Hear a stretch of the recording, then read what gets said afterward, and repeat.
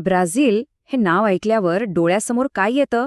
बहुतेक करून ॲमेझॉनचं ते घनदाट जंगल किंवा मग रिओचा तो प्रसिद्ध समुद्रकिनारा, बरोबर ना? पण समजा कोणी म्हटलं की याच ब्राझीलमध्ये एक असाही भाग आहे जिथे कित्येक वर्ष दुष्काळ पडतो, तर विश्वास बसेल? चला तर मग ब्राझीलच्या हवामानाचं हेच अजब-गजब वैविध्य जरा जवळून पाहूया. हे 4 आलेख बघा. हे आहेत ब्राझीलमधल्या 4 वेगवेगळ्या शहरांचे. एका ठिकाणी वर्षभर भरपूर पाऊस आणि उष्णता दिसतेय, दुसऱ्या ठिकाणी तापमानात मोठे चढउतार आहेत. म्हणजे एकाच देशात एवढा फरक कसा काय असू शकतो? हेच कोडं आपल्याला आज सोडवायचंय. तर या रहस्याच्या मुळाशी आहेत 4 शहरं. उत्तरेकडची मनोस आणि बेलेम आणि दक्षिणेकडची पोर्टो ॲलेग्रे आणि रिओ दी जनेओ. त्यांची गोष्ट काय आहे तेच आधी समजून घेऊया. सगळ्यात आधी भेटूया मनोस आणि बेलेमला. ही दोन्ही शहरं आहेत विषुववृत्ताच्या अगदी जवळ. याचा सरळ सरळ अर्थ काय? तर सूर्यकिरणं थेट माथ्यावर. त्यामुळे इथे वर्षभर हवामान उष्ण आणि दमटच असतं. आठवते का, पहिल्या आलेखांमध्ये याच शहरांमध्ये पावसाची रेषा सतत वरच्या बाजूला होती? आता थोडं दक्षिणेकडे सरकूया, पोर्टो ॲलेग्रे आणि रिओकडे. ही शहरं विषुववृत्तापासून बरीच दूर आहेत. त्यामुळे इथे उन्हाळा आणि हिवाळा असे वेगवेगळे ऋतू अगदी स्पष्टपणे जाणवतात. इथल्या हवामानात मनोसऱ्यासारखा तोचपणा नाहीये, तर बरीच विविधता आहे. आता बघा, जेव्हा आपण हे 2 आलेख बाजूबाजूला ठेवतो ना, तेव्हा फरक अगदी स्पष्ट दिसतो. एका बाजूला मनौस, जिथे तापमान आणि पावसाची रेषा जवळजवळ सपाट आहे, आणि दुसऱ्या बाजूला पोर्टो ॲलेग्रे, जिथे तापमानाची रेषा एखाद्या लाटेसारखी वर खाली होतीये. हा जो फरक आहे ना, हीच आपल्या रहस्याची पहिली किल्ली आहे. ठीक आहे, तर शहरांमधला फरक आपल्या लक्षात आला आहे. आता एखाद्या गुप्तहेरासारखं या हवामानाचे सगळे धागेदोरे गोळा करून त्यांचं विश्लेषण करूया. ह्या तक्त्याकडे जरा लक्ष द्या. तापमानाचा पॅटर्न अगदी सरळ आहे. जसं जसं आपण दक्षिणेकडे जातो तसं तापमान कमी होतं.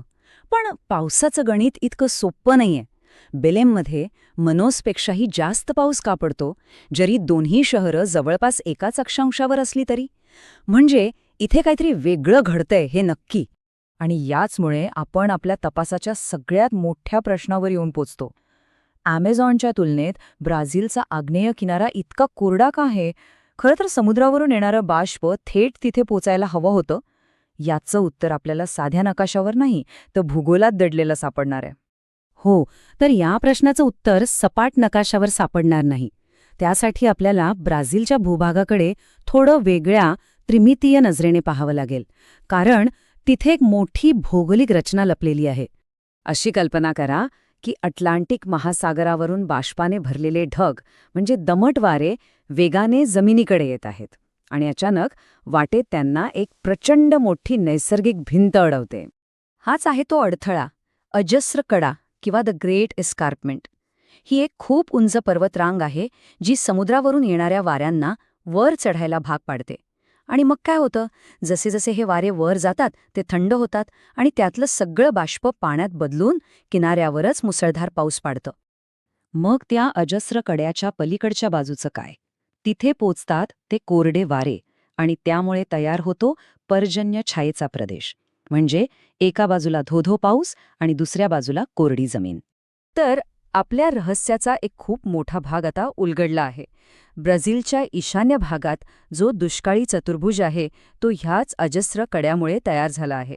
हेच ते ठिकाण आहे जिथलं हवामान ॲमेझॉनच्या अगदी विरुद्ध आहे. आता आपल्याला भूभागाची भूमिका तर समजली.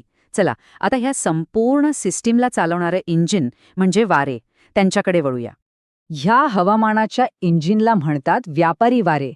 हे असे नियमित वाहणारे वारे आहेत जे अटलांटिक महासागरावरून प्रचंड प्रमाणात बाष्प उचलतात आणि एखादा विशाल कन्व्हेयर बेल्टसारखं ते ब्राझीलच्या भूमीवर वाहून आणतात. चला आतापर्यंत जमवलेले सगळे तुकडे एकत्र जोडूया आणि ब्राझीलच्या हवामानाचं संपूर्ण चित्र कसं दिसतं ते पाहूया. तर आपल्या या चित्राचा पाया आहे अक्षांश. अगदी सोपं आहे. विषुववृत्ताजवळ जास्त उष्णता आणि जसजसं दक्षिणेकडे जाऊ तसतशी थंडी वाढत जाते. हा हवामानाचा सगळ्यात मूलभूत नियम आहे. पण या तापमानाच्या साध्या नियमावर जेव्हा आपण पावसाचा थर चढवतो तेव्हा खरं चित्र समोर येतं. व्यापारी वारे ॲमेझॉनच्या खोऱ्यात भरपूर पाऊस आणतात, तर तोच अजस्र कडा किनाऱ्यावर पाऊस अडवून त्याच्या मागे पर्जन्य छायेचा प्रदेश तयार करतो. आणि म्हणूनच ब्राझीलमध्ये हवामानाची इतकी विलक्षण विविधता आढळते. थोडक्यात सांगायचं तर ब्राझीलच्या हवामानाच्या रहस्याची चावी या 4 घटकांमध्ये आहे. विषुववृत्तापासूनचं अंतर म्हणजे अक्षांश, ब्राझीलची उंच भूमी आणि तो अजस्र कडा, अटलांटिकवरून येणारे व्यापारी वारे आणि अर्थातच विशाल ॲमेझॉनचं खोरं. या चौघांच्या जुगलबंदीमुळेच हवामानाचे हे वेगवेगळे रंग आपल्याला दिसतात. अगदी बरोबर म्हटले. ब्राझीलचा तो प्रचंड मोठा आकार आणि त्याची नाट्यमय भौगोलिक रचना याच गोष्टी त्याच्या हवामानातील विविधतेसाठी जबाबदार आहेत. याचा अर्थ स्पष्ट आहे, ब्राझीलला समजून घ्यायचं असेल तर आधी त्याच्या भूगोलाला समजून घ्यावंच लागेल. आज आपण ब्राझीलच्या हवामानाचं कोडं तर सोडवलं, पण जागतिक हवामान बदलाच्या काळात एक नवीन आणि महत्त्वाचा प्रश्न समोर येतो. जर व्यापारी वाऱ्यांची दिशा बदलली किंवा ॲमेझॉनचं जंगल कमी झालं तर ह्या 4 घटकांपैकी कोणता घटक सगळ्यात जास्त बदलेल आणि त्याचे परिणाम काय होतील यावर विचार करायला